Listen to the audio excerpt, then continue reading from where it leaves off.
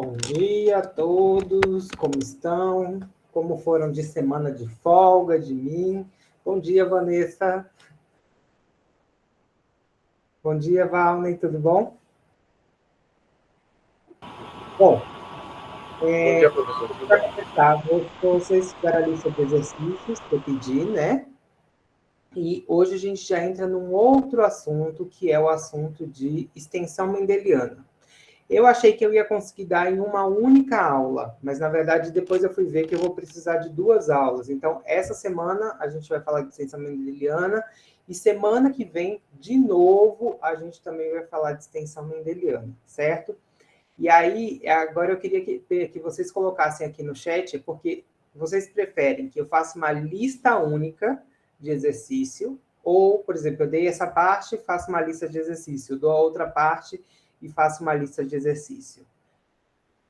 Me coloque aqui no chat o que vocês preferem, uma lista única ou 2 listas.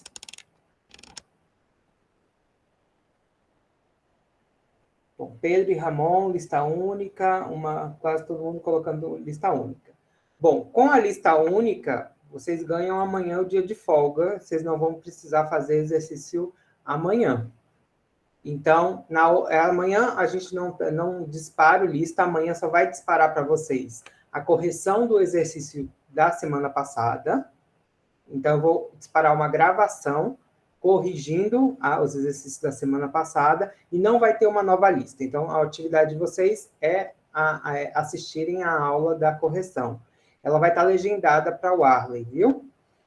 E aí, na semana que vem, eu dou a segunda parte de extensão mendeliana e também aí disparo uma lista única para todo mundo. Ok? Fechado? Bom, vamos lá, então, para a nossa aula de hoje. Deixa eu projetar.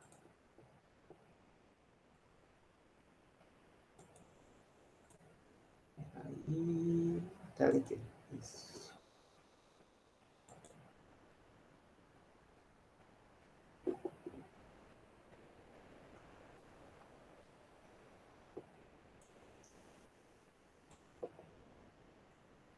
Bom, meninos, então, hoje a gente vai falar sobre herança mendeliana. A gente continua falando de herança mendeliana, só que a gente vai falar tudo que foge da herança mendeliana. Então, o clássico azão, azinho, bezão, bezinho, foge aqui, e aqui a gente, então, tem outras características que vão ser levadas em consideração nesse processo.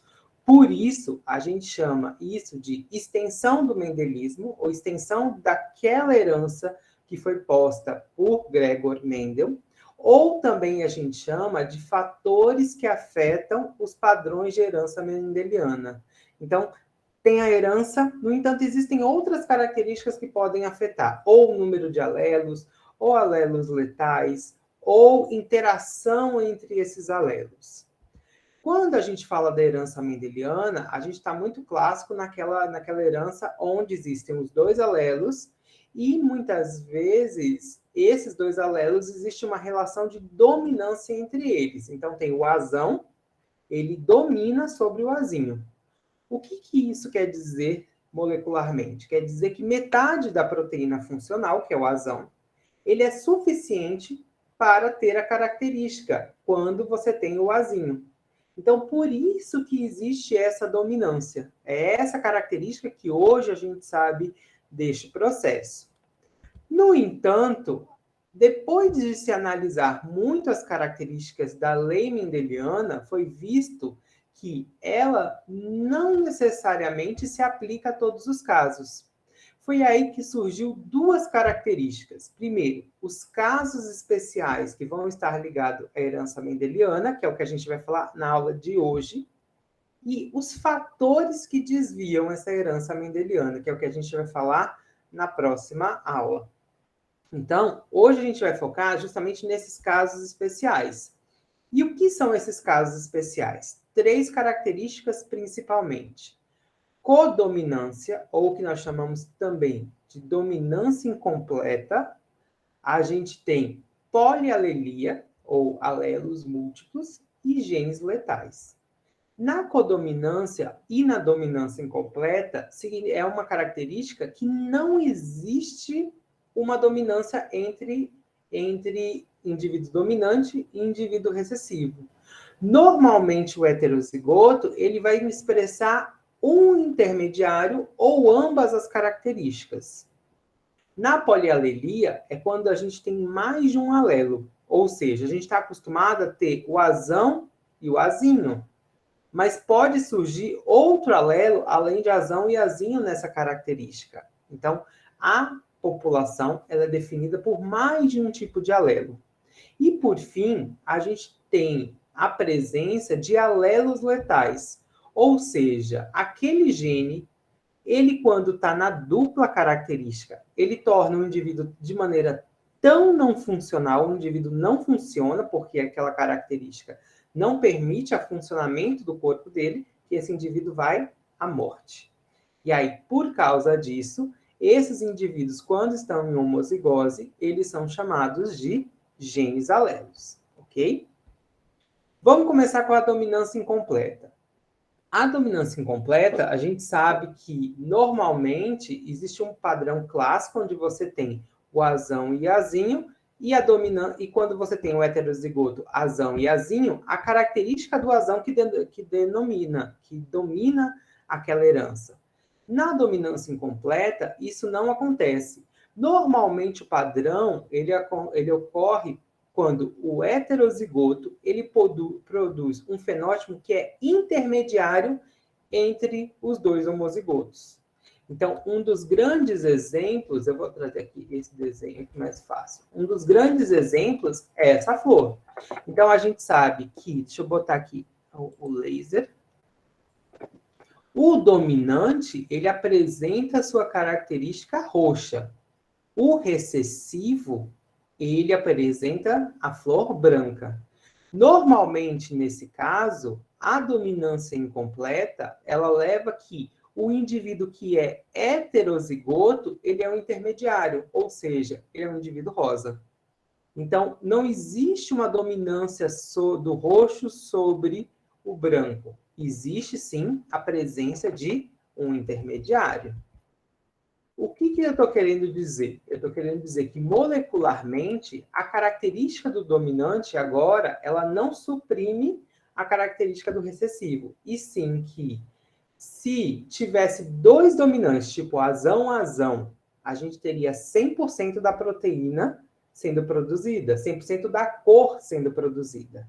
Como eu tenho azão e azinho, o azinho não produz cor. Então, agora eu tenho 50% da expressão da proteína nesse indivíduo que é heterozigoto. É isto que é uma dominância incompleta. É você ter um intermediário entre aquele processo. Então, aqui o grande exemplo. Então, aqui, em flores que são de cor, padrão de cor de flor, principalmente de uma flor chamada boca de leão. A gente sabe que na boca de leão, o indivíduo dominante é vermelho, ele é Rzão, é Rzão. O indivíduo branco, ele é Rzinho. Então, o branco teoricamente, é a cor principal. O vermelho, desculpa, é a cor principal. E o indivíduo que é heterozigoto tem tanto o alelo Rzão quanto o alelo Rzinho, ele é rosa. Então, você vê um padrão de diminuição da dose. Então, você tem o Rzão, ou seja, você tem duas vezes o alelo, que leva a uma cor forte. Você tem o Rzinho, que não tem cor, ou seja, esses alelos não produzem cor. E aí, no indivíduo que é heterozigoto, você tem metade da cor. E aí você tem a presença do indivíduo rosa. Tanto que agora, o padrão de herança não é mais 3:1, como o Mendel via. Então, quando a gente pegava... Deixa eu pegar aqui minha caneta. Quando a gente pegava a lei de Mendel, a gente cruzava e no final a gente tinha 3:1. Então, eu tinha 3 ervilhas amarelas para uma ervilha verde. Ou 3 ervilhas lisas para uma rugosa. Aqui, o padrão, ele muda. Eu tenho 1:2 para 1. Por que 1:2 para 1? Porque se eu cruzar 2 indivíduos heterozigotos, eu vou ter Rzão, Rzinho, Rzão, Rzinho e Rzinho, Rzinho. Quanto Rzão que eu tenho? Eu tenho 1 sobre 4. Quantos Rzão, Rzinhos? 2 sobre 4 ou 1 sobre 2 quando a gente diminui. E 1 sobre 4 Rzinho. Então, eu tenho 1 para 2 para 1. Ok? Entendido isso, meninos? Sim ou não? Bora aqui no chat. Professor, Vou apagar tudo, sim. Pedro pedindo para eu repetir. Então, vamos lá, Pedro. Então, lembra quando a gente fala da ervilha? Vamos lá no cruzamento clássico da ervilha amarela com a ervilha verde de menta. Então, quando eu cruzava, lembra que eu cruzava azão, azão com azinho, azinho. Que na primeira geração, 100% seria azão, azinho.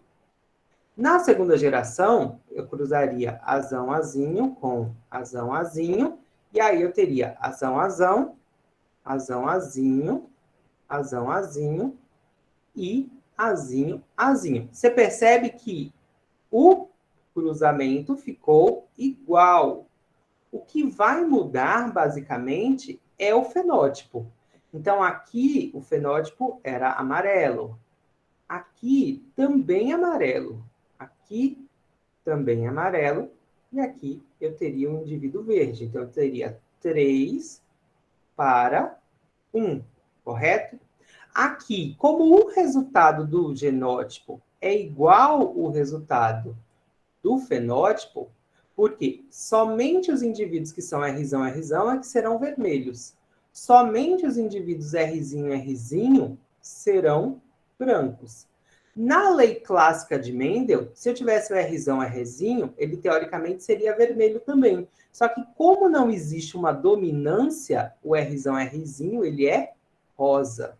Então, eu altero aqui a minha proporção fenotípica igual à minha proporção fenotípica. Então, eu vou ter 1 que é Rzão, Rzão, que vai ser vermelho, 2 que são Rzão, Rzinho, que vão ser rosa, e 1 Rzinho, Rzinho, que vai ser branco.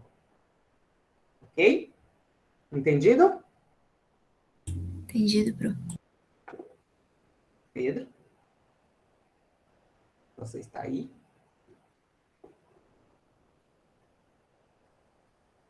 Pedro? Tranquilo, professor. Respondi no Tá. chat já. Desculpa, meu chat não estava subindo. Você já tinha falado. Bom, deixa eu apagar aqui tudo para mostrar um outro exemplo. Um outro exemplo que a gente tem é a cor da berinjela. Então, a gente está muito acostumado no mercado, quando a gente faz mercado, com essa berinjela. Aqui no Brasil é muito frequente essa berinjela do tipo púrpura. Só que, por exemplo, em outros países, como, por exemplo, a Europa, é muito comum também ter a presença tanto da violeta quanto da branca. Elas são iguais de sabor, igualzinho. O que vai dar a cor delas diferente é justamente a presença dessa dominância incompleta. Nesse caso, quando a gente tem pesão, que é a mais dominante, por isso é a mais comum, a cor da berinjela, ela vai ser púrpura. Pezinho, ela vai ser branca. E agora, quando a gente tem a presença do heterozigoto, o heterozigoto é metade da característica. Então, exatamente, o pezinho, ele vai ser violeta. Da mesma maneira, então, eu vou ter, basicamente, a proporção de 1 para 2 para 1. Então, uma púrpura para 2 violetas para uma branca, ok? Como o gene dominante púrpura é o mais frequente, é por isso que a gente tem mais, você observa mais no mercado a presença da berinjela púrpura. E o outro exemplo, na verdade, é quanto ao número de pintas em alguns cavalos. Então, esse número de pintas, ele também é dado por um genótipo, que é o genótipo do tipo L. Então, Lzão vai levar a numerosas pintas. Sem pinta nenhuma é o Lzinho. E o intermediário, com menos pintas, vai ser o Lzão, Lzinho. Ou seja, da mesma maneira, a proporção aqui, Lzão, Lzão, 1, Lzão, Lzinho, 2 e Lzinho, Lzinho, 1. Ok? E aí você tem outras características também, como cor de plumagem, várias outras características que vão ser dadas por essa dominância incompleta. Então, aqui, um exemplo, mostrando novamente o exemplo. Então, eu tenho aqui uma flor que é vermelha e uma flor que é branca. Aí, basicamente, o grau de dominância incompleto, ele leva a filhos com tons de cor diferentes, justamente pela presença ou não de determinados alelos dominantes. Então, conforme essa presença, pode fazer com que varie o tom da flor que aquele indivíduo tem. Então, na condição heterozigota, se expressa a forma quantitativa entre os dois homozigotos. O que eu estou querendo dizer? Eu estou dizendo que se o indivíduo azão, ele tem 100% da cor, o indivíduo azão, azinho, ele tem 0% da cor.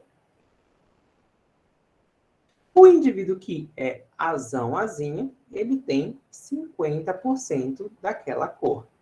Então, em termos bioquímicos, a explicação é justamente essa, ou seja, a quantidade que é produzida da enzima é praticamente metade do que a gente teria se tivesse os dois alelos dominantes, ok? Então, deixa eu apagar aqui. Então, os dois alelos, eles são capazes de codificar o dobro da enzima, quando ele é o azão, que permite com que a via metabólica produza mais quantidade do produto final. O recessivo, ele é inoperante e não produz o produto. Então, é exatamente isso. Então, aqui você tem 100% da cor, aqui você tem 0% da cor, e o heterozigoto, vamos dizer que seria o indivíduo azão-azinho, ele tem 50%, eu detesto quando fica fazendo esses traços, 50% da cor. Ok? Então, vamos para um exercício. Vamos lá. Quanto à forma de um rabanete, os rabanetes podem ser compridos, eles podem ser arredondados ou eles podem ser ovalados. A partir do cruzamento de plantas que produzem rabanetes ovalados, foram obtidos 120 descendentes. Desses descendentes, quantos deverão ser rabanetes ovalados? Então, vamos lá. Aqui eu estou querendo dizer que Lzão, ele é comprido. Comprido. Eu estou dizendo que o Lzinho é arredondado. Minha letra é horrível aqui. E o Lzinho, ele é ovalado. Ele está querendo o cruzamento de dois ovalados. Então, ele quer cruzamento entre Lzinho com Lzinho, certo? Então, aqui, Lzão com Lzão com Lzinho, Lzinho com Lzão com Lzinho. Então, aqui eu tenho 1/4, 2/4 e aqui 1/4. Ou também aqui 25%, 50% e 25%. Certo? Ele está querendo saber, ele disse que foram produzidos 120 descendentes. Então, eu tenho 120 descendentes. Quantos são arredondados? Ovalados, desculpa. Quantos são ovalados? Quantos são Lzão, Lzinho? Então, eu tenho 50% deles são Lzão, Lzinho. Então, se eu tenho 120 descendentes, eu vou ter 60 descendentes que serão Lzão, Lzinho. Alguma dúvida nessa questão? Sim? Não? Tranquilo, professor. Tranquilo? Bora, povo, escreve sim ou não. Povo. Tranquilo, muito bem. Ó, só 3 ou 4 pessoas respondem sim ou não. Então, eu estou assumindo que está todo mundo entendendo por causa dessas Tá 4 pessoas, tranquilo, viu? tá tranquilo. Já digo para vocês que são responsáveis por dizerem se está entendendo ou não, se precisa repetir ou não. Vamos lá. Próximo exercício. Então, em uma espécie de planta, existe o gene sesão dominante, responsável pela coloração verde das folhas. O alelo recessivo cesinho condiciona a ausência da coloração nas folhas. Portanto, o homozigoto recessivo cesinho morre ainda na fase jovem da planta, pois ainda precisa do pigmento verde para produzir energia através da fotossíntese. O heterozigoto é uma planta saudável, mas não tão eficiente na captação de energia solar pela coloração verde clara em suas folhas. Assim, se cruzarmos 2 plantas heterozigotas de folhas verdes claras, obteremos quais proporções fenotípicas e genotípicas. Então, vamos lá. Então, ele fala para a gente que sesão, é um indivíduo verde escuro. Vou colocar aqui. O indivíduo cesinho, ele é branco, mas ele deixa muito claro que esse indivíduo, quando jovem, vai à morte. E o indivíduo cesinho, é um indivíduo que funciona, mas não funciona tão bem, que é um indivíduo verde claro. Por quê? Porque a gente sabe que o verde está relacionado ao pigmento e à questão de fotossíntese. Bom, ele pede o cruzamento entre 2 indivíduos verde claro. Então, cesinho cruzando com cesinho. Aí eu vou ter cesinho, cesinho, cesinho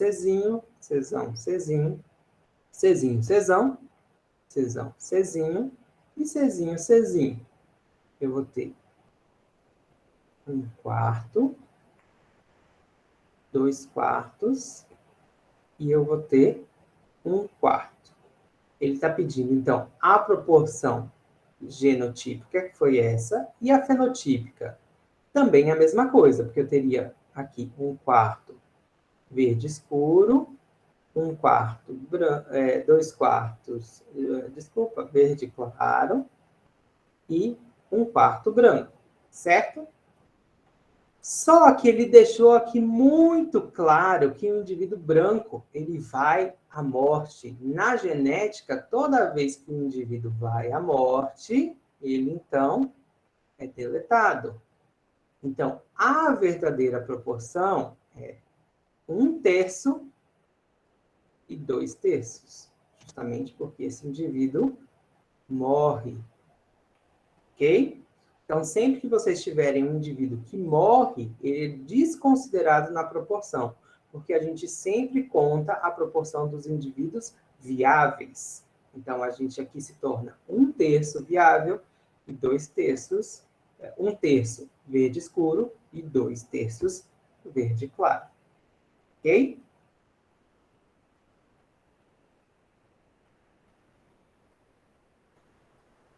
A planta que não...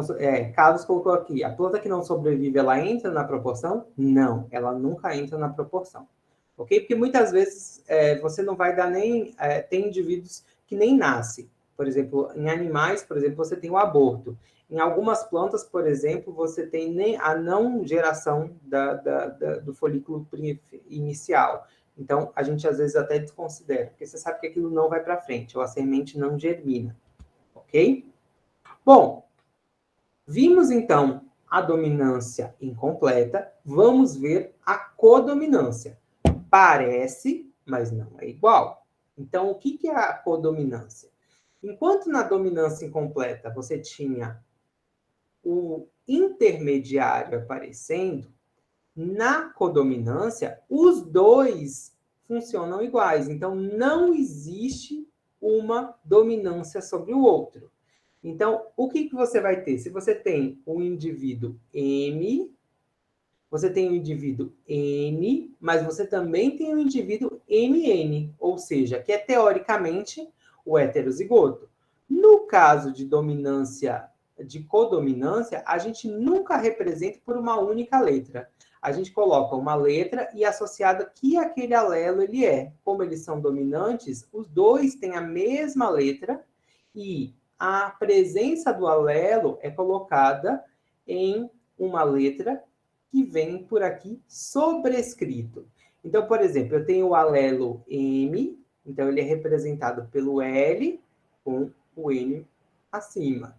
Eu tenho o alelo N, que ele é representado pelo L com o N aqui em sobrescrito. E o heterozigoto? O heterozigoto é o indivíduo MN, porque ele vai ter tanto o alelo M quanto o alelo N. O que é mais comum a gente observar isso é na questão da tipagem sanguínea. Então, na tipagem sanguínea, a presença da proteína sanguínea é representado pelo isão. Presente. A ausência da proteína, ela é representada pelo isinho, e a ausente. Ou seja, indivíduos A, B e AB têm a presença do isão, porque tem a presença ou da proteína A, ou da proteína B, ou das duas proteínas. O indivíduo que é O não apresenta proteína, então ele é chamado de isinho. Então, o indivíduo que tem os dois alelos isão A com isão A é do grupo A. Aquele que tem o isão A e tem o isinho, ele também é A, porque existe uma dominância do isão sobre o isinho, mas não existe uma dominância entre o A e o B, entenderam? Então, aqui, isão A e isão B são codominantes, mas ambos são dominantes sobre o isinho. Então, indivíduo A é isão A, indivíduo A também pode ser isão A, isinho. O indivíduo B é isão B, ou isão B, isinho. O indivíduo AB é aquele que é justamente o codominante, porque ele apresenta tanto o isão A quanto o isão B. E o indivíduo O é quando você não vai ter nenhuma das duas características. Ele vai ter somente o isinho nos dois alelos, ok? Entendido? Posso repetir. Deixa eu ver aqui, Mariana. Peraí, então vamos lá de novo. Deixa eu apagar aqui de novo. Deixa eu colocar um outro slide que eu acho que vai ficar mais fácil. Ô, professor. Vou adicionar um outro slide aqui. Descartar. Deixa eu pedir para adicionar um outro slide. Professor, então o isão A e o isão A seria o positivo? E o isão A isinho seria o negativo? Repete, porque estava bem baixinho o som. Eu estava com o som baixo. Pode falar. Então seria o isão A seria o positivo e o isão A isinho negativo? É porque assim, o isão e o isinho, eles basicamente respeitam a lei de Mendel. Isão, ele domina sobre isinho. Só que os dois isãos, eles têm codominância. Espera aí que eu vou explicar, vai ficar mais fácil aqui. Então, quando a gente fala de... Espera aí, que eu acho... Deixa eu mudar aqui o narizinho para caneta. Então, vamos cá. Quando a gente fala da hemácia, a hemácia, ela tem a presença de proteínas na sua superfície. A presença da proteína, ela é dada pelo alelo isão. Essa proteína, ela pode ser de dois tipos, A ou B. Por isso que ele é representado pelo isão A ou o isão B, correto? No entanto, alguns indivíduos não apresentam nenhuma proteína nenhuma dessa proteína antigênica. Espera aí que minha caneta está me trollando. E aí, esse indivíduo, ele é representado pelo isinho, ou seja, ele não tem nenhuma proteína na sua superfície. Esses indivíduos são os indivíduos que nós chamamos O, porque ele apresenta os dois alelos do tipo isinho. Agora, a gente tem indivíduos que são chamados de indivíduos de A, ou seja, esse indivíduo apresenta a proteína A na superfície, o indivíduo B, ele apresenta... Ah, minha caneta tá O indivíduo B... Deixa eu melhorar a posição da caneta. O indivíduo B, ele apresenta a proteína B na sua superfície, e o indivíduo AB, ele vai apresentar tanto a A quanto a B. No entanto, quando a gente fala do genótipo desse indivíduo A, ele pode ser isão A,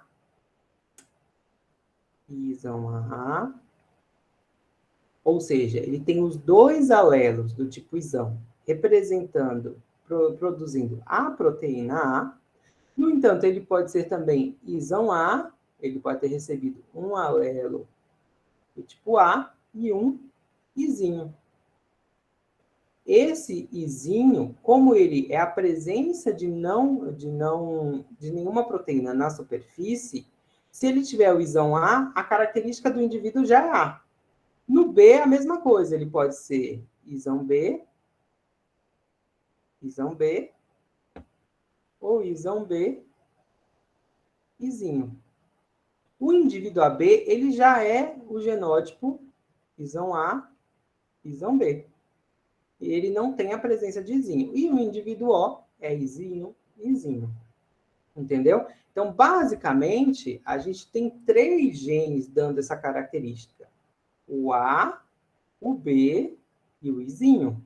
O A é aquele que vai dar, significa que lá na hemácia eu tenho a proteína A na superfície. O B, ele tem a proteína B na superfície. E o izinho não tem proteína nenhuma. E o AB? O indivíduo AB, ele tem a presença tanto da proteína A quanto da proteína B. Entenderam? Entendido agora, Mariana?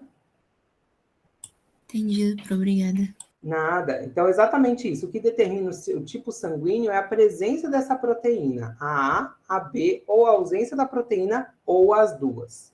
Aí, Carlos está aqui me perguntando. Isso é quando os dois alelos são responsáveis pela produção de uma proteína? Sim. Então, tanto A quanto B são responsáveis pela produção da proteína antigênica que está na hemácia. Ou pode ser relacionado à produção e o outro à não produção. E isso também acontece. Então, o isão condiciona a produção. E o izinho condiciona a não produção. Então, isão A, isão B. Isão A, produção da proteína A. Isão B, a proteína B. Izinho, nenhuma proteína. Isão A, isão B juntos vão dar o indivíduo AB. Diga, Mariana. Espera aí que, Roberto, eu já te digo, já te respondo a sua. Mariana, diga. Você levantou a mão? Porque eu fiquei na dúvida em relação aos sinais, por exemplo, se A positivo, A negativo, como que isso ocorre? O positivo e negativo já é em relação ao fator RH. É uma outra genética. Então, aqui a gente vai ter, o RH vai ser o Rzão, Rzão, Rzão, Rzinho, e Rzinho, Rzinho. Esses indivíduos vão ser RH positivos e esse indivíduo é RH negativo. Então, é uma outra genética, entendeu? Bom, Roberta está aqui me perguntando, Lucas, o O é um doador universal? Sim. Por que é doador universal? Vem aqui, deixa eu explicar aqui agora, deixa eu apagar tudo isso aqui e explicar para vocês. Bom, o indivíduo que tem a proteína A na sua superfície, ele, por não ter a proteína B, ele produz anticorpos contra B. Certo? O indivíduo que é B, ele vai ter anticorpos anti-A.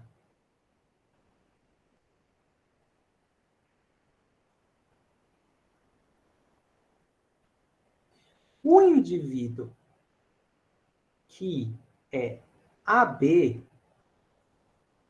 ele não tem nenhum anticorpo, porque ele não ia ter o anticorpo contra a B se ele tem B. Ele também não ia ter o anticorpo anti-A, porque ele tem A. O indivíduo O, ele não tem nenhuma. Então, ele tem tanto anticorpo anti-A quanto anti-B, certo? E aí, o que acontece? Nesses indivíduos, esse indivíduo, por não ter proteína, ele pode doar para A, para B e para B. O indivíduo que é AB, ele pode não doar... Desculpa, eu tô confundi essa troca. Peraí que eu vou mudar. Isso, exatamente, ao contrário. O indivíduo que é AB, ele pode receber de todo mundo. Então, ele é receptor, o que nós chamamos de receptor universal. O O, ele é doador universal, porque todo mundo, por ele não ter a proteína, ele pode doar para todo mundo. E o AB, ele é receptor, por ele não ter o anticorpo, ele pode receber de todo mundo. Entenderam? Ô, Pro, então a capacidade de um indivíduo doar o sangue para outro tem a ver com as proteínas? Tem a ver com as proteínas também. Por quê? Porque pela presença da proteína, então, por exemplo, o A, por ter a proteína A, ele tem o anticorpo contra o B. Então, interfere a presença da proteína e a presença do anticorpo. No B, por ele ter a proteína B e ele apresenta o anticorpo A. Então, interfere tanto pela presença da proteína, então, por exemplo, o A, por exemplo, ele não, o A não, desculpa, o B, ele não pode receber de A, porque como ele tem um anticorpo anti-A, se ele receber, esses anticorpos vão degradar aquela hemácia. O AB, por ele não ter anticorpo e ter as duas proteínas, ele pode receber tanto de A quanto de B, porque ele não tem anticorpo e aí nada vai reagir. O O, ele não pode receber de ninguém que não seja O. Ele só pode receber de O. Por quê? A, ele tem anticorpo anti-A, B, ele tem anticorpo anti-B, e AB, ele tem anticorpo contra os dois. Então, ele não pode receber. Entendeu? O A só pode receber de B e de O. O A só pode receber de A e de O. O B só pode receber de B e de O. E o AB pode receber de A, de B e de O. Ok?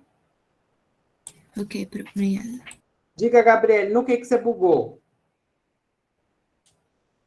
Ô, Pro, se o O tem anticorpos para A e para B, se ele doar para o A e para o B... Peraí que eu...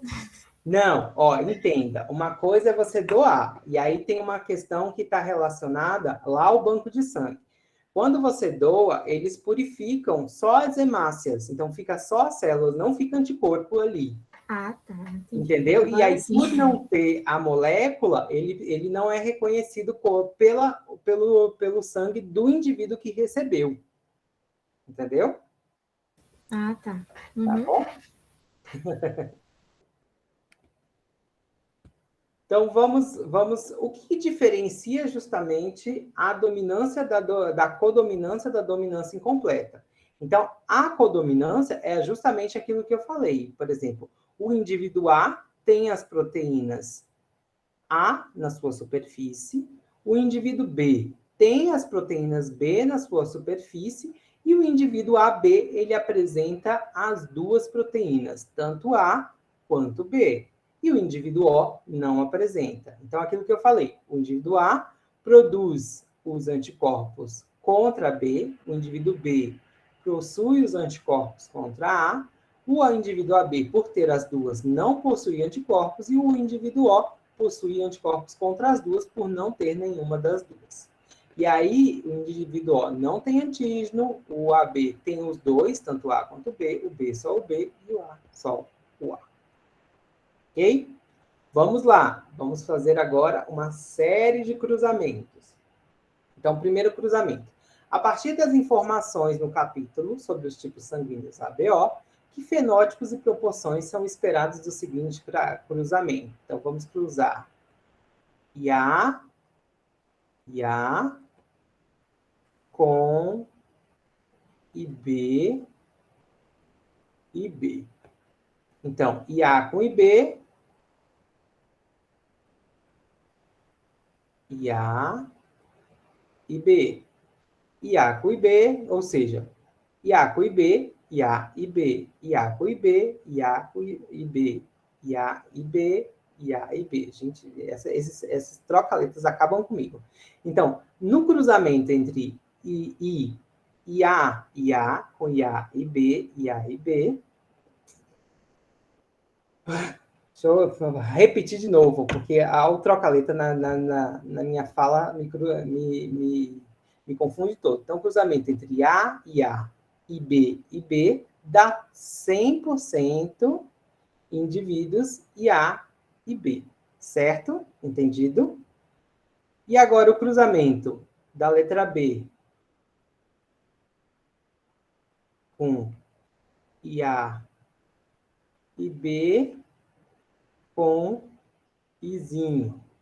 Vai dar, basicamente, indivíduos IA, Izinho, e indivíduos IB, Izinho. Esses indivíduos são de que tipo sanguíneo? A e B. Por quê? Porque, lembre-se, o isão domina sobre o izinho. Então, o isão A domina sobre o O. Então, a característica é característica do tipo A. O IB domina sobre o izinho. Então, a característica é do tipo B. Entendido? Posso apagar esse ou vocês querem que eu adicione um outro slide? Eu acho que eu vou apagar, porque aí eu faço... Pode apagar, Pro. Tá bom. Deixa eu apagar aqui. Então, o grupo C é o cruzamento IA, Izinho com IB, Izinho. O B está minúsculo, mas foi um erro de digitação, tá? Só para vocês saberem. Então, aqui dá IA, IB, dá IA, Izinho, estou cruzando esse com esse, IB, Izinho com esse e Izinho, Izinho. Aqui que genótipo, aqui que tipo sanguíneo que a gente vai ter? A e B. Aqui, A, aqui, B e aqui, O. Então, basicamente, nesse cruzamento... Ah, peraí, deixa eu te explicar, então. Deixa eu te explicar como fazer esse cruzamento. Deixa eu apagar aqui, deixa eu fazer ele de novo. Ó, ele quer que eu cruze, Mari, o seguinte indivíduo.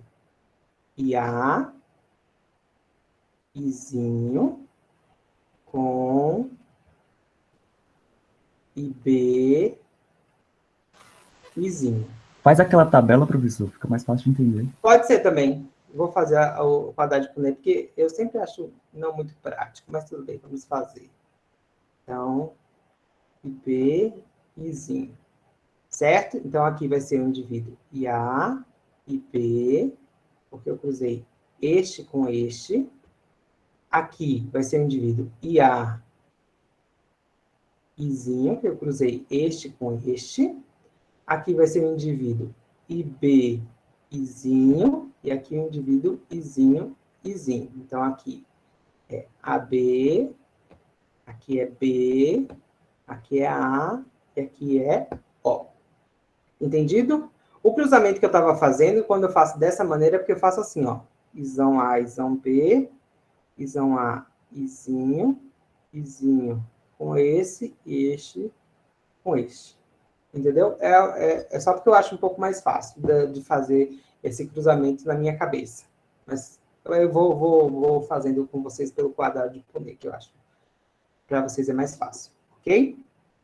Vou para a próxima, vou para o último cruzamento. Vou apagar aqui e vou para o último cruzamento. Então, o outro cruzamento do tipo D, é o cruzamento entre Isão A, Izinho, com o indivíduo Izinho, Izinho. Então, Isão A, Izinho, Isão A, Izinho, faltou o Izinho daqui, e aqui, Izinho, izinho. Então, aqui deu basicamente 50% de indivíduos A, por causa desses indivíduos aqui, e 50% de indivíduos O. Ok? Tranquilo? Vou continuar. Então, nesse experimento, então, nessa característica, você não tem a presença de um intermediário, você tem uma codominância, ou seja, os dois alelos são ativos. Então, você vai ter tanto a presença de um quanto a presença do outro. Em termos bioquímicos, quando a gente fala de bioquímica, a gente diz que as duas proteínas são funcionais, ou seja, existe uma ausência total de uma dominância entre esses indivíduos, ok? Então, ele quer dizer que em uma população, os dois alelos eles podem coexistir. Então, os indivíduos que apresentam essa característica, eles podem coexistir. Agora, uma outra coisa que é muito importante que a gente saiba é que muitas vezes, já mudando um pouco de assunto, pode existir a presença de alelos múltiplos. O que eu estou querendo dizer, alelos múltiplos? Eu estou querendo dizer que, muitas vezes, um determinado alelo, ao longo de uma geração, ele pode sofrer uma mutação e gerar um terceiro alelo. Ou seja, ao invés de a gente ter na população só o A, azão, e o azinho, a gente pode ter também o azinho linha. Ou seja, ele veio de uma mutação de um alelo. E isto pode determinar, muitas vezes, várias características. Uma delas principais, em alelos múltiplos, é a cor da pelagem em um determinado coelho. Os coelhos, eles podem ser do tipo selvagem, eles podem ser do tipo branco, eles podem ser do tipo... Aqui tá trocado, viu, gente? Aqui o A era gúteo e o C era chinchila. Eles podem ser do tipo chinchila e eles podem ser do tipo Himalaia. E essa característica vai ser dada, cada um, pela presença de um alelo diferente. Claro, a gente, para denominar esses alelos, a gente usa a letra C. Então, Czão é o indivíduo principal, que é o indivíduo selvagem, ou que nós chamamos de agute. Como, basicamente, todos os outros indivíduos surgiram de mutações do albino, basicamente, todas as outras vão ser representadas pelo Czinho. E aí você tem o Czinho CH, que é o chinchila, o Czinho H, que é o Himalaia, e o Czinho A, que é o albino. E também existe, por ser alelos diferentes, uma ordem de dominância. Então, o C domina sobre o chinchila, o selvagem sobre o chinchila, sobre o Himalaia e sobre o albino. O chinchila domina sobre o Himalaia e sobre o albino, e o Himalaia domina sobre o albino. Então, assim, Lucas, que confusão! Eu não estou entendendo nada desses negócios. Para que eu quero saber a cor desses indivíduos? Calma. Primeira coisa para vocês. Sempre que a gente falar de alelos múltiplos, eu sempre vou dar para vocês a tabela do genótipo, do fenótipo e do genótipo. Ok? Então, basicamente vai ficar mais fácil, porque sempre vocês vão ter essa informação. E é sempre importante vocês saberem que um domina sobre o outro. Ok? E eu sempre vou dizer que tipo de heterozigoto que eu estou querendo dizer. Como assim, Lucas? Peraí, deixa eu... Aqui, por exemplo, toda vez que eu quiser falar para vocês que eu tenho um heterozigoto, eu já te digo para que é esse heterozigoto. Então, que gene dominante que ele é e que gene recessivo que ele vai ser. Então, sempre vou dar essas características. Então, não se preocupem. Da mesma maneira que a gente tem esses alelos múltiplos para a presença da pelagem da cor, essa presença justamente do IA, do IB e do Izinho também é um alelo múltiplo. Por mais que entre IA e IB existe uma codominância, os dois apresentam uma dominância sobre o Izinho. O fato de ter 3 alelos, o IA, o IB e o Izinho, a gente já chama isso de alelo múltiplo também.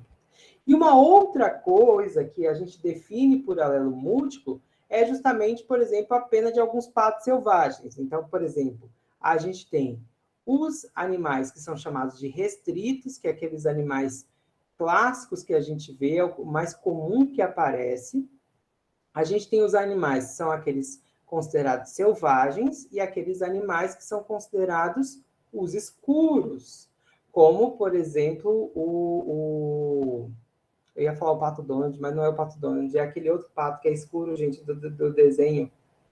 Patolino? Patolino, muito bem. Então, patolino é uma pelagem do tipo escura.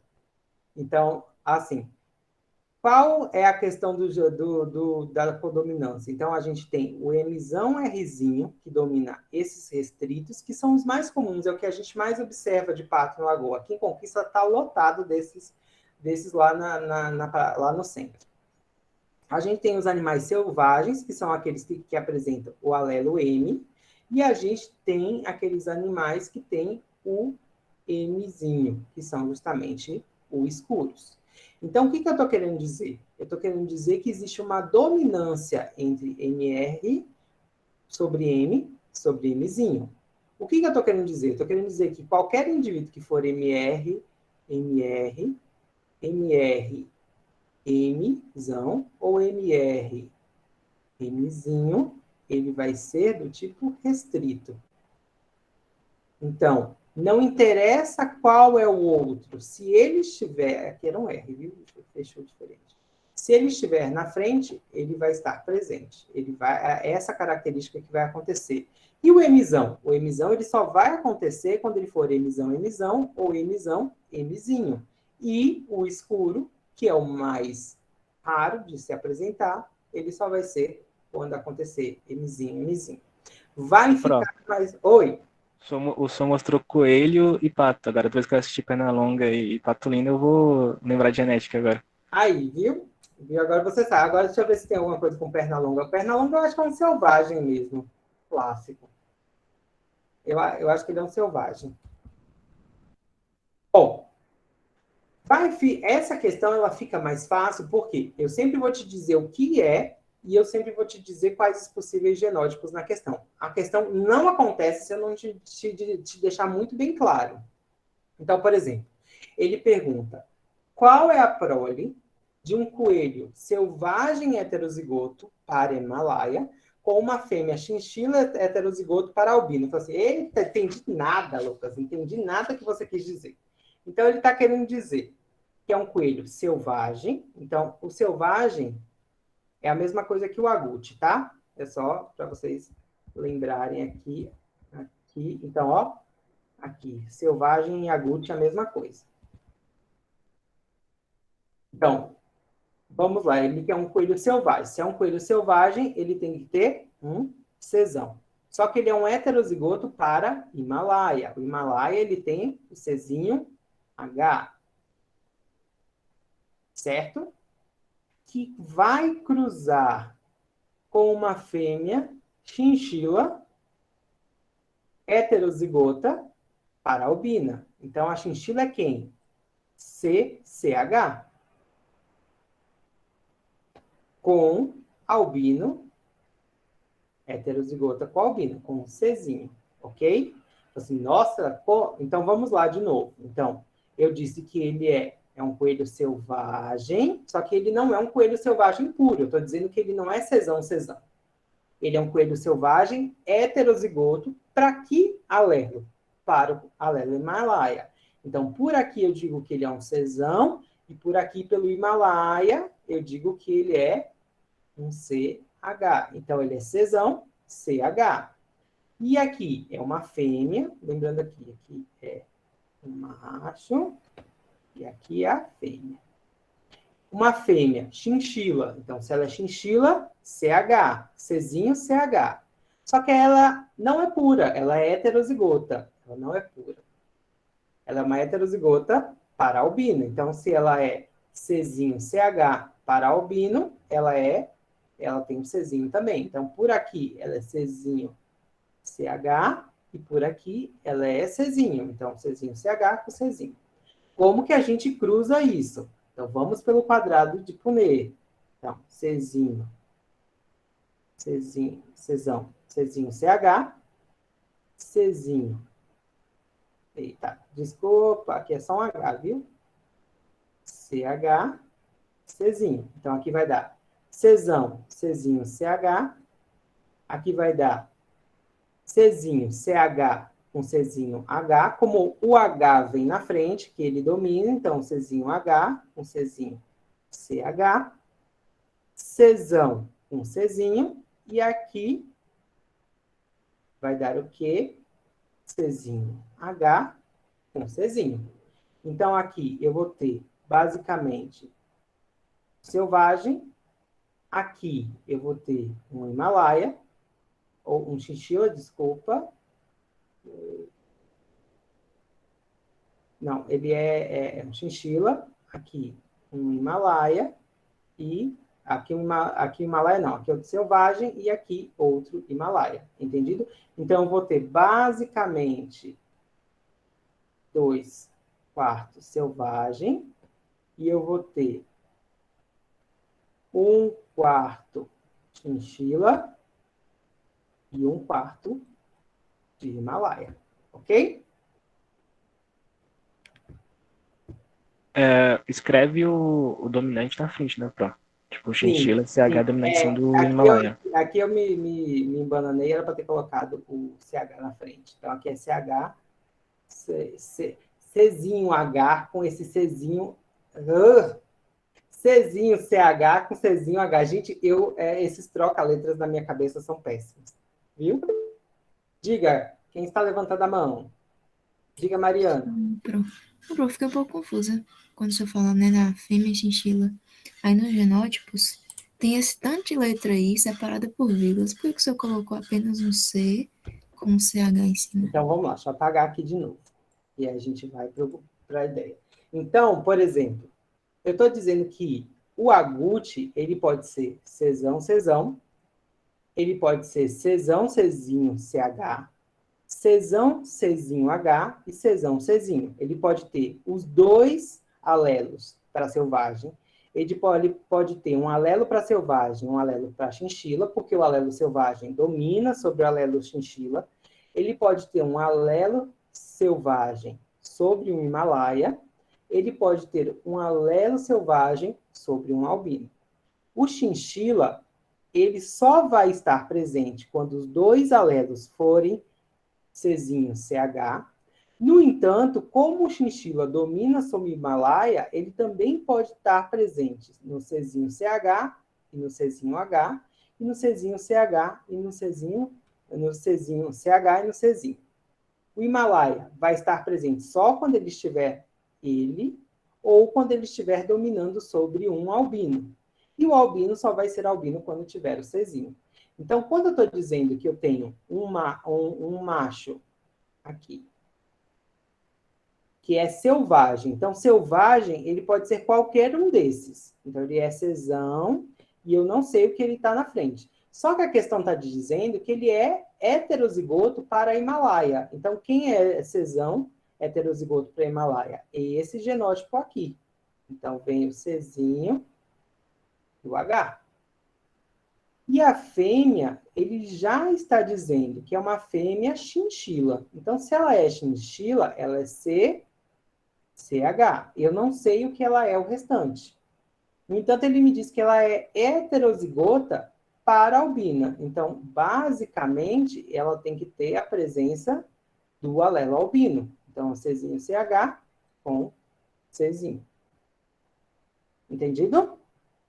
Agora sim, obrigada. Nada. Então, assim, o mais importante, meninos, é vocês primeiro descreverem toda a questão. Então, tudo que ela está pedindo. Então, eu tenho que primeiro saber qual que é o genótipo dos indivíduos que eu estou cruzando, primeiramente. Essa é a interpretação antes de eu fazer o cruzamento. Aí, depois que eu faço o cruzamento, então, eu vejo qual indivíduo que eu tenho. Então, basicamente, aqui eu tinha, a minha resposta era 50% selvagem, 25% de chinchila e 25% de Himalaia. Correto? Correto. Então, vamos lá. Segunda questão. Sabendo que a pelagem dos coelhos é uma polialelia, marque a alternativa que indica corretamente a probabilidade de um coelho albino cruzar com um coelho selvagem heterozigoto Himalaia e ter um filho chinchila. Bora lá. Então, qual é o coelho albino? Então, albino, o único genótipo que eu tenho é esse Czinho. E aí ele quer que eu cruze com um coelho que seja selvagem. Então, selvagem, ele tem que ter o Czão. E aí eu não sei o que ele é, mas ele está me dizendo que esse selvagem, ele é heterozigoto para Himalaia. Se ele é heterozigoto para Himalaia, ele tem que ter a presença do alelo Himalaia ali. Então, tem que ser Czinho, um H. Qual a probabilidade dele ter um indivíduo, um filho que seja chinchila? Meninos, eu não vou fazer... Nenhuma. Eu não vou fazer o cálculo, porque alguém aí já me gritou que nenhuma. Por quê? Por que não pode ser nenhuma? Porque não existe nesse cruzamento a presença de um indivíduo que seja Czinho H. Então, aqui não vai ter alelo para que isso aconteça. Então, como não tem alelo para que isso aconteça, basicamente isso não vai acontecer. Então, a chance disso acontecer é 0. Ok? Entendido? Vamos para mais uma questão. Para aí. Ok. Então, a cor da pelagem em determinadas raças de cães é determinada pela série de alelos múltiplos. O alelo azão determina a cor preta. O alelo AM, a cor marrom. E o alelo azinho, a cor branca. A relação de dominância entre os alelos é o seguinte: azão sobre AM sobre azinho. Indique os possíveis genótipos e respectivos fenótipos. Então, ele está me dizendo que o azão é preto, que o AM é marrom e o azinho é branco. Bom, ele já está me dizendo que a relação de dominância é que A é maior do que a M, que é maior do que a zinha. Então, basicamente, eu já consigo saber que o indivíduo que é preto,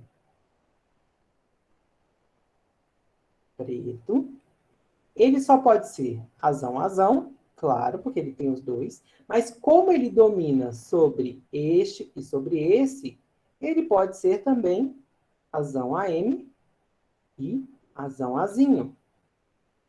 O indivíduo que é marrom, ele só pode ser azão M, azinho M com azinho M, e ele pode ser também azinho M com azinho, porque lembre-se que azinho M domina sobre azinho. Azão domina sobre os dois e azão M domina sobre azinho. E o indivíduo só vai ser branco, o cachorro só vai ser branco quando ele for azinho. Eita, não sabe esse outro. Ok? Entendido? Sim, Pro. Muito bem. Então, vamos continuar. Bom, o último assunto que a gente vai falar na aula de hoje é sobre alelos letais. O que é um alelo letal? O alelo letal é um alelo que ele tem a potencialidade de causar a morte do indivíduo. Então, na maioria das vezes, a gente sabe que um alelo do tipo recessivo, ou um determinado alelo, ele pode levar a uma não funcionalidade de um determinado gene. Só que, às vezes, essa não funcionalidade faz com que o indivíduo seja levado à morte, principalmente se for a funcionalidade de uma proteína que seja fundamental para a existência dele.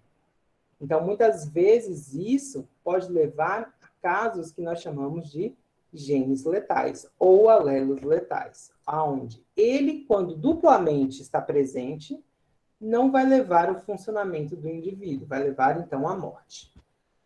Então, vamos lá. Um dos grandes exemplos é os exemplos de uma certa espécie de camundongos. A gente tem um grupo de camundongos que a gente usa na pesquisa chamado de black. Esses camundongos são camundongos que normalmente são camundongos pretos.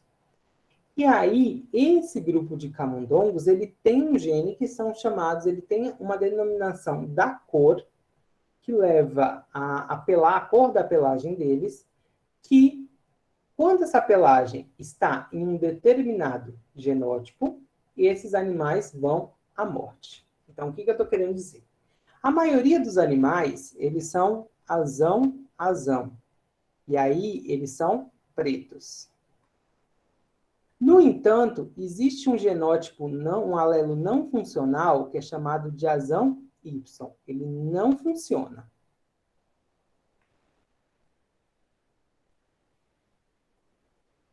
Quando esse azão Y está em homozigose, ele faz com que os dois genes não funcionem.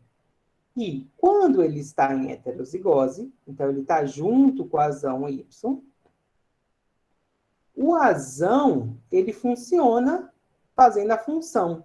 Então, esse indivíduo continua vivo, mas a cor dele vai ser uma cor do tipo amarela.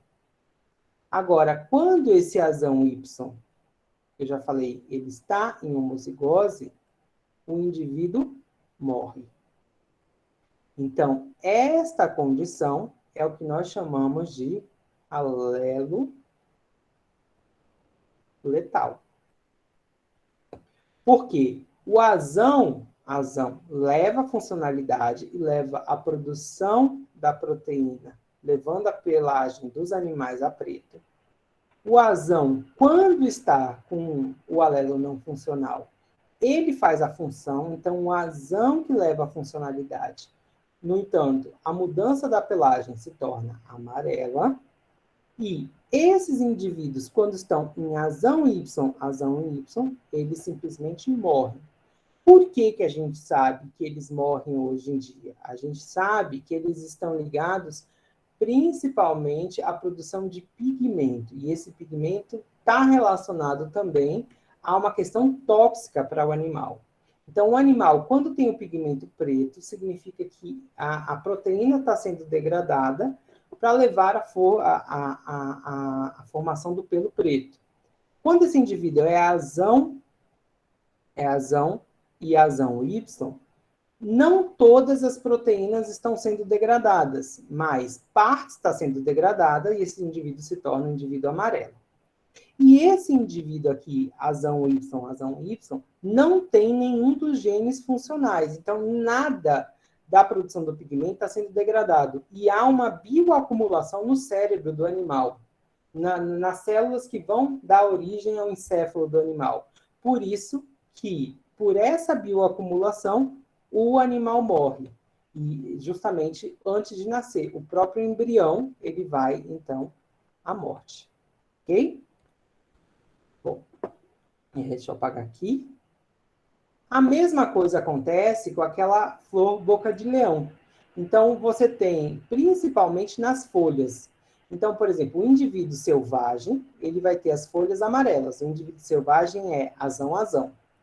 O indivíduo que apresenta folhas amarelas, ele tem um alelo do selvagem e um do letal.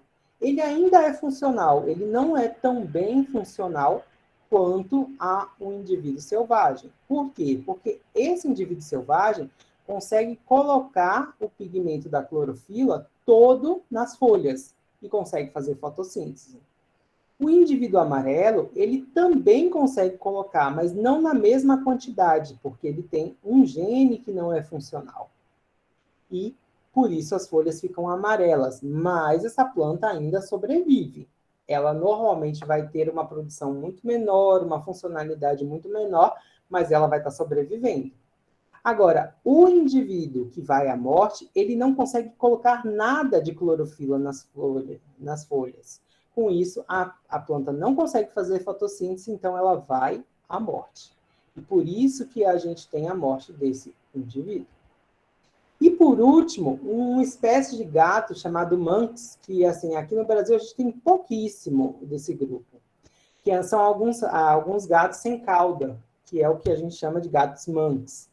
Então, a maioria dos animais, eles apresentam a cauda, porque eles apresentam os dois genótipos emisão e emisão, isso é muito comum.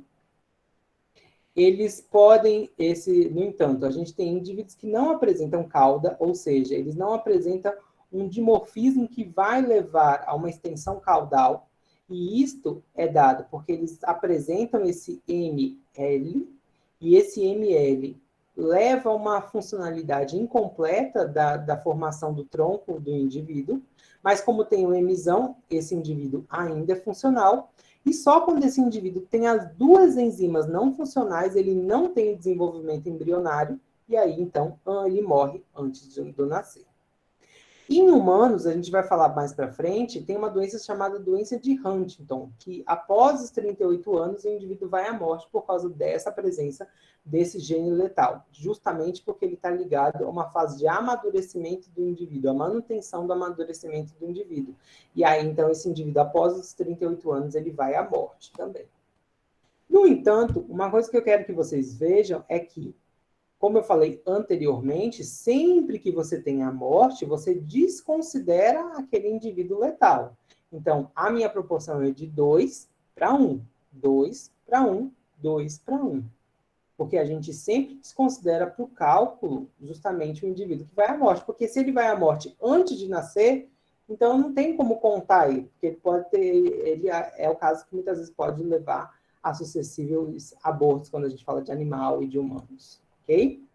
Então, no gene letal, normalmente, quando a gente faz o cruzamento entre indivíduos que são heterozigotos, o indivíduo ele é abortado antes do nascimento. Por isso que a geração fica sempre 2 para 1 indivíduos. Ok?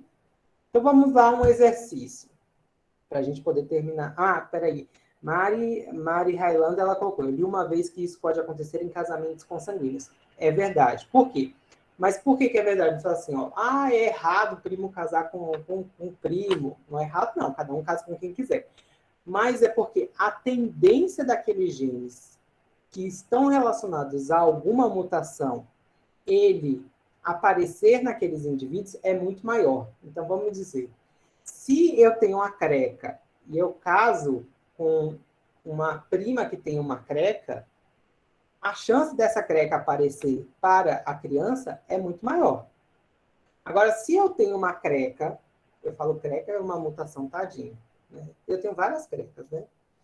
E que vieram dos meus pais. Então, vamos dizer, se eu tenho uma creca e eu caso com uma outra pessoa que não tenha nada a ver com a minha família, que tenha outra questão genética, a chance daquela doença aparecer nas próximas gerações são muito menores, entendeu? É só por causa dessa característica, não tem nada a ver, mas por causa dessa característica é que, hoje em dia, por exemplo, algumas cidades, elas apresentam alto índice de doença. Então, por exemplo, tem uma doença chamada doença da luz, que é uma doença onde o indivíduo não tem capacidade de corrigir os danos que a luz causa no nosso DNA. Então, esses indivíduos, eles não podem viver em momento algum sobre a luz, porque eles têm altos índices de câncer de pele por causa disso. E aí, esses indivíduos, há muitos anos atrás, era uma população de origem alemã.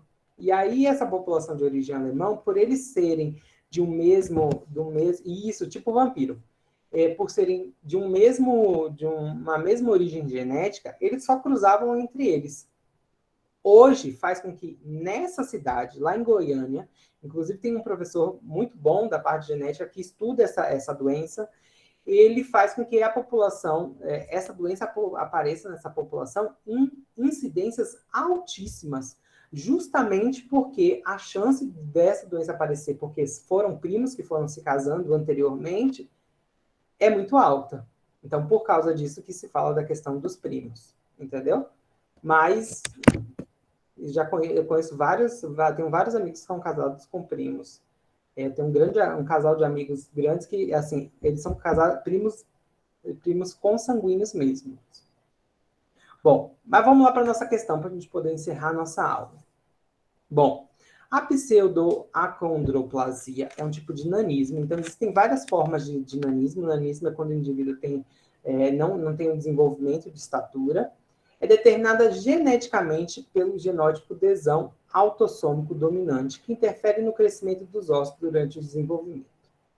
A princípio, pensou-se que o fenótipo anão seria expresso no genótipo desão-desão e desão-desinho. Entretanto, foi considerado que a severidade do alelo dominante, quando em dose dupla, produz efeito letal durante o desenvolvimento embrionário, provocando aborto precocemente. Considerando um casal de pseudoacondroplásico, para responder as seguintes questões... considere um casal de anões pseudoacondroplásico que tem a doença. Para responder as seguintes questões, questão A. Quais são os genótipos de cada indivíduo do referido casal? Questão B. Caso a mulher deste casal venha a ter uma criança, qual a probabilidade dela nascer geneticamente com acondroplasia? E se o casal tem planos para ter uma menina normal em relação a essa condição genética, qual a probabilidade que se espera para esse evento? Vamos cá. Então, vamos lá. A acondroplasia, ela é dada principalmente... Eita, peraí, cadê meu laser? Pelo alelo dominante desão.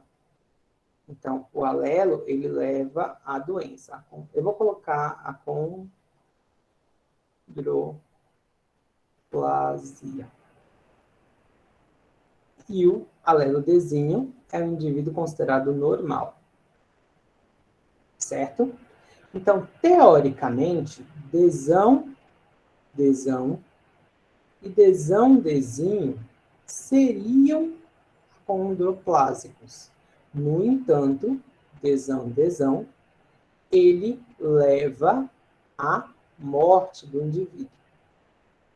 Somente os indivíduos com acondroplasia, vou colocar TDP, é que são os indivíduos desão. Somente os indivíduos desão-desinho são aqueles que têm acondroplasia. O indivíduo desinho, então, ele permanece normal. Ele pede, então, um cruzamento entre um casal que tem acondroplasia, dois casais, um homem e uma mulher que apresentam o nanismo, e, a partir daí, então, ele pergunta a seguinte questão. Opa, peraí. Qual o genótipo dos indivíduos do referido casal? Então, a gente já sabe que na questão A, por eles não poderem ser desão-desão, os dois são desão-desinho.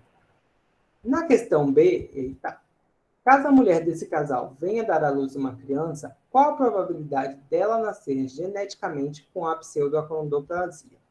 Então, ele quer o cruzamento. Então, aqui o cruzamento daria desão-desinho com desão-desinho. Então, desão-desão, desão-desinho, desão-desinho e desinho-desinho. Certo? A gente sabe que essa criança vai à morte. Então, basicamente, a gente tem dois indivíduos que apresentam a doença para um indivíduo que não apresenta. Então, 2/3 doentes e 1/3 sadio. 2/3 eu vou colocar afetado e 1/3 normal. Então, ele quer saber na questão B, qual a probabilidade desse indivíduo ter uma criança afetada. 2/3. E agora, ele pergunta também se o casal tem planos de ter uma menina normal. Qual a probabilidade? Então, para ser normal, é 1/3. Para ser uma menina, metade. Então, a probabilidade de ser uma menina normal é de 1/6. Ok? Alguma dúvida? Ou tranquilo aqui? Tranquilo, Pro. Então, ótimo. Meninos, com isso, a gente, na próxima aula, vai falar sobre fatores que alteram a herança mendeliana. Então, a gente encerra por aqui, ok? Então, não se esqueça, amanhã vai disparar para vocês a correção do exercício, da lista de exercícios que vocês fizeram. E na próxima semana, que então a gente vai fazer os exercícios da extensão mendeliana. Vai ser uma lista um pouco maior, mas vocês prefiram para ir tudo de uma vez, ok? Então, meninos, bom restante de semana. Vou botar o slide no site agora. Daqui a pouco eu também vou colocar a gravação. Vou tirar aqui. E daqui a pouco também eu vou colocar no YouTube também também daqui a pouco eu vou colocar no YouTube também a gravação legendada, ok? Então, meninos, até a... Oi, Gabriele, diga. Mesmo a aula estando dividida, vai ser uma pesca só para esse assunto, né? Uma pesca só, ok? Uhum. Então, meninos, até a próxima, presencialmente. Obrigado, Mariana. Então, até a próxima quarta-feira. Amanhã a gente tem exercício e quarta-feira a gente continua esse assunto, tá bom? Tchau para vocês. Obrigado, muito boa. Obrigado. Tchau, até mais. Tchau. Tchau, professor. Professor, obrigada. Tchau, meninos.